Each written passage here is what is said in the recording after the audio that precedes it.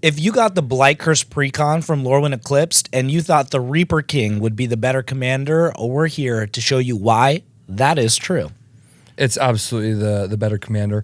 Now, it's not as dirty as Turgid. Kind of gives you the same effect, but I think it won't be as assaulty as Turgid, but it should still be a lot of fun. Dirty, assaulty, great descriptors for both Turgid and this deck.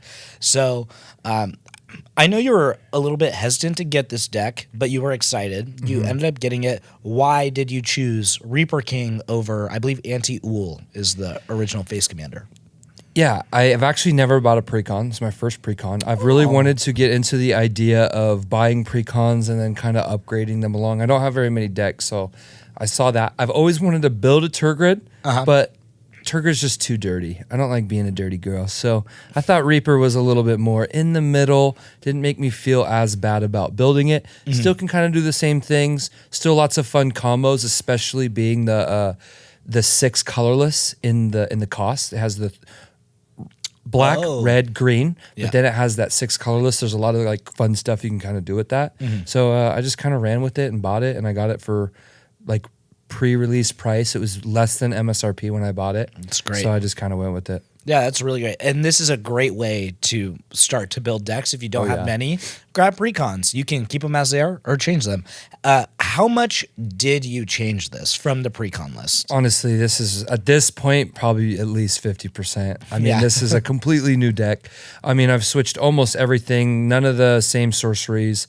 I don't know if there was some instance, almost... the only thing that really stayed was like half, if not more than half of the creatures. But if that, I already had some of the biggest, baddest creatures, Maha Feather of the Night, or Spitting Dilphosaurs, or Dilophosaurus, or whatever it is.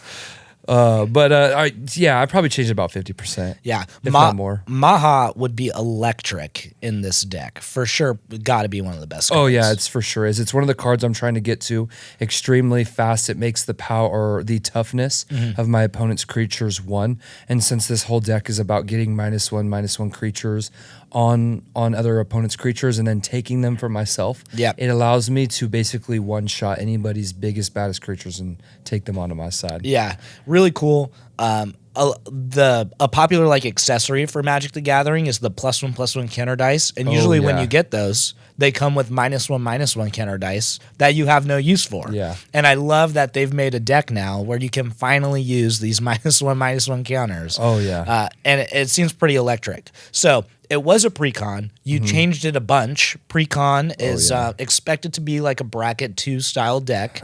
What would you say the current build of your modified precon is? The goal is to make it a high-end 3. Okay. I don't know if it's quite, there's a couple game changers in here. What is it, 3? You get 3? You get 3 and 3. I got Natural Order in here. I also have Necropotence. I believe those are the only game changers in here. Is Deflecting Swat a game changer?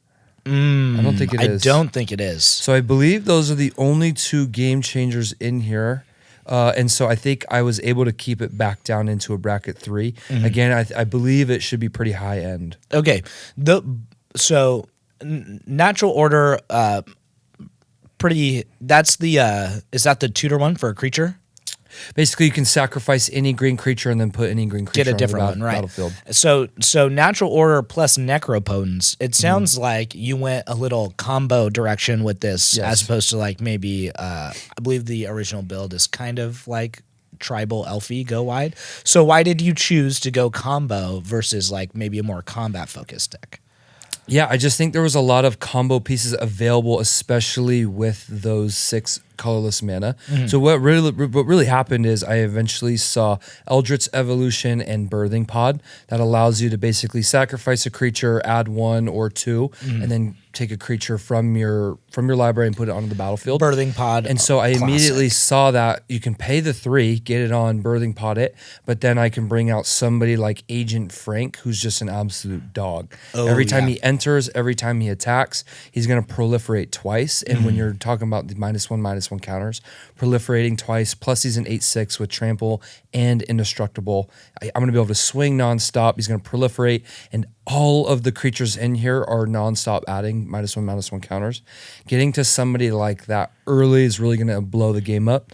And then on top of that, I have the Vorinclex, the 8 mana, Voice of Hunger, add mana, basically lock other people's mana, get to it as fast as possible. There are ways that you can get to Vorinclex within like 3 turns. And so just cheating out the big creatures, but also those creatures aren't just throw-ins. They're not just like, oh, let's just cheat out the biggest green creature I can think of.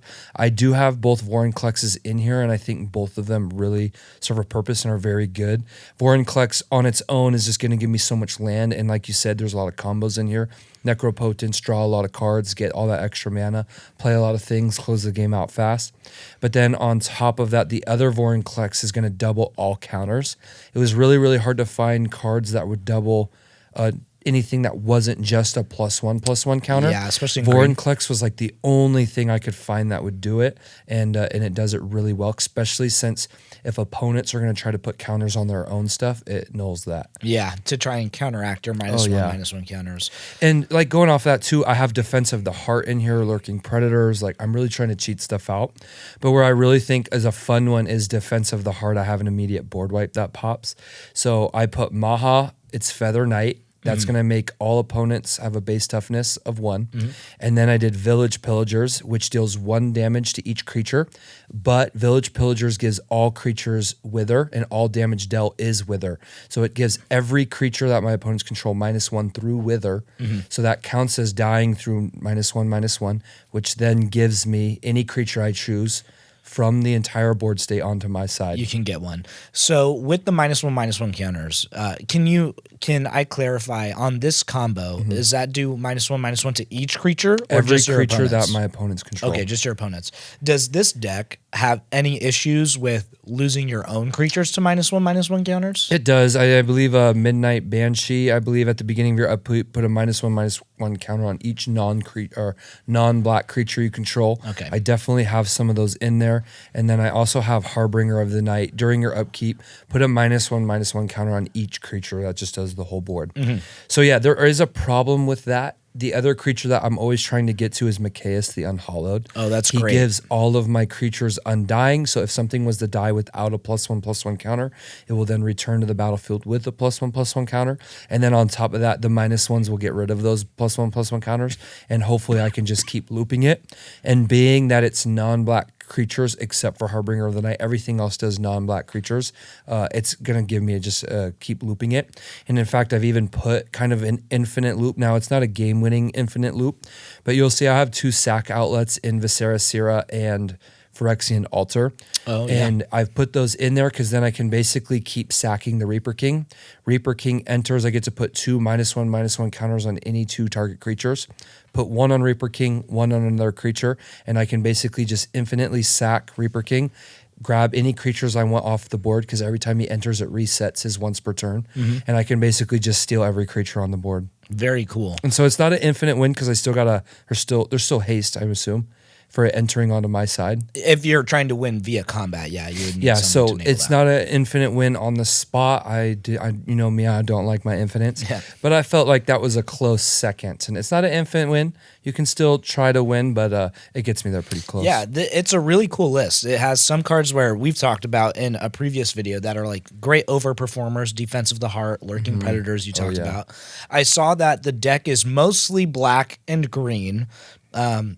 It is a 3-color deck, though. There is some red. What are some of the... Are there any red cards that are like especially good in this deck? I think it's only like 19% of your mana symbols are red. Are there any red all-stars in here? I saw you have Deflecting Swat. Deflecting Swat is a huge... protection's a big one. Yeah. I have a lot of creatures that I'm trying to cheat out, and so just having that extra protection. So Deflecting Swat, Redirect Lightning were must. Village Pillagers is just really that good in here. Just giving all creatures, all of everything Wither. But then when it enters, it's going to deal 1 damage to each creature your opponents control. And then on top of that, whenever a creature your opponents control with a counter on it dies, you create a tap treasure token. So it's just flooding my board with treasure tokens on top of that combo with Maha. Card is just absolutely juiced. Kolrath the Knight actually came with the precon, but creatures your opponents control with counters on them can't attack or block. That's a really, really good one. Wow, that's very good. It's extremely good. But then there's a couple just low end guys. There was a lot of like Scuzzback Scraper. He's a 1 red, 1/1, but he also has Wither. That's just an awesome, almost chump blocker to get a free, not only just a block in, but also just keep stacking those 1/1 counters on there. But outside of that, there's nothing on here too crazy. I would also say All Will Be One has a really fun combos. All Will Be One is so good. Because now I'm going to add a -1/-1 counter. If it's a 2/2, boom, -1/-1 counter. I've now got a free damage. I can blast it. Yeah. And then boom, it's dead. And I can take it. Yeah. So very fun. it gets out of hand too, especially like again, that Maha Village Pillager just has so many infinite, like not infinite combos, but just so many infinite possibilities of what could happen. Because at that point, now I'm doing all of those -1/-1 counters to every single creature. And you get to pick up the litter. Literally, I get to pick my card, and then I'm just dealing 20 damage to someone's face. Yeah, with All Will Be One. Yeah, so crazy. good in this. So it is pretty combo-y. It's very cool. You talked about trying to get multiple Reaper King triggers by recasting it. Do you have any like blink effects to get those ETBs in the deck? I tried to find more. The only really thing I found was Conjurer's Closet. It's a great one. And so it's just going to blink it. It's just going to give me those extra 2 -1/-1 counters. But the thing I love about it most is whenever it's the same thing that we kind of do with our Pantlaza. Every time something enters, it resets that once per turn. Right. And so I added a lot of removal to this deck. That's something that I really wanted, because then even if it's my turn and I Conjurer's Closet, or if it shifts to somebody else's turn, as long as there's that -1/-1 counter, I can then remove it on their turn and then take it still. I know the way you build decks. You like to explore a lot of different resources, and then you're a big time goldfisher. You like to play test it a bunch. Oh, yeah. So in your play tests of this, what did you find, like from your original build to now, what did you find that you thought were going to be good that ended up maybe underperforming and you cut a little bit? Oh, I also know you like to add like a crazy amount of cards. Yeah, you can see I got like 73 cards in considering. in here. I think Atali Primal Conquer, I think was the biggest one that I just felt really disappointed with. I love Atali, but at the end of the day, like I said, like the Vorinclexes, they're actually adding components, like they're really synergizing with the deck. Atali is so fun to cheat out, especially that early, but it just didn't really make sense with the deck. Cool, it was fun to steal cards, but it really just in my playtest didn't do a lot. And then I also just ended up having to move a lot more removal and all of my damage doublers. I had a lot of damage doublers because everything is going to be dealt through Wither, but that also counts as damage. Right. And so if I could have been really doubling, like City on Fire would have done triple the amount of counters. I was kind of like a cheat code to kind of getting through that. But then you would have to really dive into that like method of playing versus... Yeah, I'd have to just unlimitedly like put counters on everything. Yeah. The other problem too was trying to protect creatures. Did I want to go the graveyard route, like being willing to sacrifice my own stuff and then try to bring stuff back? Right. It just didn't feel like any of that kind of stuff was as resilient as kind of where I put it. And I think I had to remove this precon came with so much card draw. Yeah. This precon was known out of the box. It did a whole lot and a whole lot of nothing. Like, it'll draw you an endless amount of cards. You're going to do a whole lot of stuff, but you're just never going to even get close to winning the game. Get the win con. So there was just so many things you kind of just had to remove. Yep. And so I think a lot of the main stuff I just added was just trying to get creatures, my main creatures especially, onto the battlefield. Nature's Rhythm, Natural Order, Eldritch Evolution, Birthing Pod, just kind of those things. So I know I kind of diverted from your question. No, that's what I was asking. So again, with play testing and seeing how the deck plays, what are the best matchups? And I'd also be curious what the worst matchups are for you with this. The worst possible matchup would be like a +1/+1 counters deck that just does it very fast. Voja, Giada, Galadriel, any of these things, because at the end of the day, +1/+1 counters move faster than -1/-1 counters. And unfortunately, in the rules of Magic, it's not like if you add a -1/-1 counter, it doesn't have -1/-1 counter and a +1/+1 Right, counter. they cancel each They other cancel out. each other out, which means there's no +1/+1 counters. Which then at that point, I'm not really stealing anything.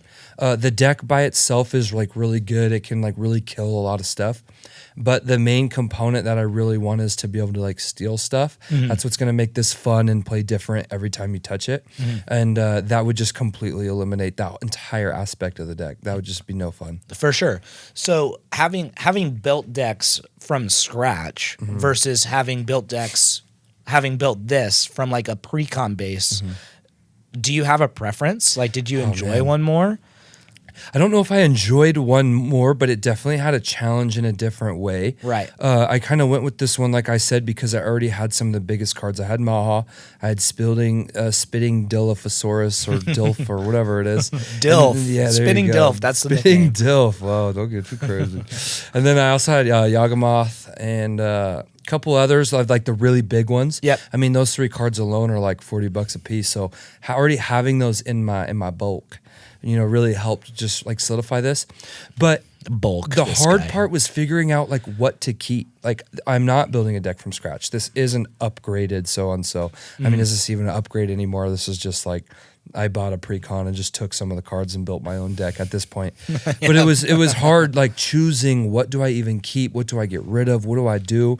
And so it had its own challenges of like a part of me wanted to keep the integrity or at least some of it of the deck, but I also like precons just aren't that amazing. And so what do you do? How do you go about this? How much do you keep? How much do you can? And the more and more I play tested it and kept playing it, it just kept like canning more and more and more of the precon cards. And so I don't really know. It's just tough because I think I would have liked to have kept more in there, but then, sorry, I just got a fat cramp. Oh man, that was scary. I would have liked to have kept more in there, but I like playing good decks more than keeping the integrity. It's very fun to play good decks and have them do their thing, for sure. Some staples of green, black, and red colors. You've talked about some of them. Removal, ramp, big, crazy creatures, graveyard shenanigans. What are some like staple mechanics of the colors that you either had to cut from the deck or that you've had a hard time finding a place for? I know when you sent this to like our pod to get our feedback, I thought you had a little bit too much ramp, but do you feel that way? Do you think that's too little? I did end up cutting a lot of the ramp. I did take your advice, and now I'm stuck where I almost feel like maybe there's not enough ramp. Right. There's just a lot of big creatures in here. Lurking Predators is fun. It's going to cheat stuff up, but it is 6 mana. If I don't get any of these cheater cards, I'm going to be stuck with a lot of 4, 5, 6, 7 mana creatures. That's a problem. And so if I don't ramp far enough, I'm going to be pretty screwed. And so that part is really hard, the ramp. I ended up not using any graveyard recursion. Black is typically graveyard sacrifice for extra gain, all of this stuff. In reality, I don't feel like this really is sacrificing that much. It's not reanimating that much. It's not doing a lot of like what black is known for. Obviously, I have Necropotence in here. That's like the epitome of black. Lose a life, gain a card, sacrifice, get power. This deck just doesn't really do that. It's not as in-depth as a lot of the decks I've built before. It's really just maybe combo with some fun stuff. Really just try to cheat big creatures out, use the stuff that cheat big creatures out, and then just really try to use those counters to steal stuff. I don't know if there's necessarily... I think, okay, it's not super aggro. I feel like you said, there's not a lot of red in here. And red can be very red aggro. is super aggro, and there's just not a lot of red in here. Even green and black now with Lorwyn, with all the elves they put out and going wide and goblins and black and red. Okay, so it seems like an awesome deck. It seems like one that you're gonna have fun playing. I would be curious to know, like, when you're building something like this, and it's like a very niche strategy, right? It's -1/-1 counters and with a little bit of steely stuff. You've mentioned some really awesome cards. We've got Maha, All Will Be One, the Vorinclexes, Agent Frank, Mikaeus. Agent Frank is fun too. I've not really seen a lot of people use him. Right. So my question is, like, what are the cards here that like you are most excited to play during the game? Like, what are cards here that you love that are in this deck that you just wouldn't take out? In fact, you would like to build around them. Yeah, I would actually say Agent Frank is like my pet card. Right. Every deck I've ever built, I have always got one. Zombies was Tombstone Stairwell. This deck is Agent Frank. I think this card is just so fun. I've never seen anybody play it. Double proliferate, indestructible, trample when you attack. It's kind of like everything fun that I like to do. I would love to like maybe add some infect and really make this guy go crazy. Right, you have some proliferate in Yeah, there. exactly. But I would say that's a big one. And just I really want a Birthing Pod or Eldritch Evolution, this Reaper King.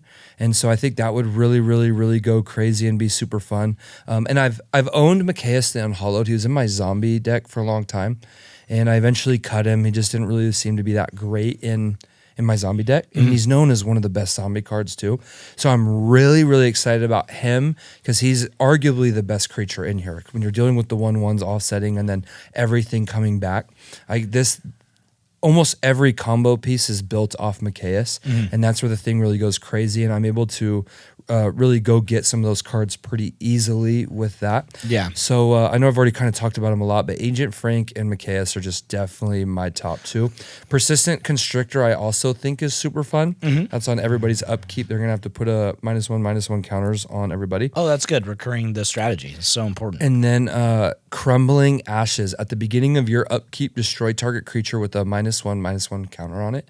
And it's only 2 mana. And so it's so crazy. good. Every upkeep, I'll take that. Thank you. And then Conjurer's Closet, use a piece of removal. Hopefully, I'm taking 2 pieces in 1 turn. Yeah, that's fantastic. A huge part of the game of Magic the Gathering is what the cards go into. The sleeves, the deck box, the playmat. There are a lot of tools where you can make custom sleeves for decks. If you were to make custom sleeves for your Reaper King No More deck, what is coming to mind? What is the art you would want displayed? First thing that immediately comes to mind, being that he's a scarecrow, I'd want some of the sick comic book scarecrow Batman art. I think that would just be, it doesn't really make sense for what the deck does. DC Universe but I is think beyond. that would just be so sick. This is a really cool deck. Y'all let us know what you think about it. If you think there's some really cool ads that we're overlooking or some ways to modify the combos to keep them bracket 3, but maybe make it a little smoother. Please let us know. We love it when you comment your thoughts and like and subscribe. We'll catch you next time.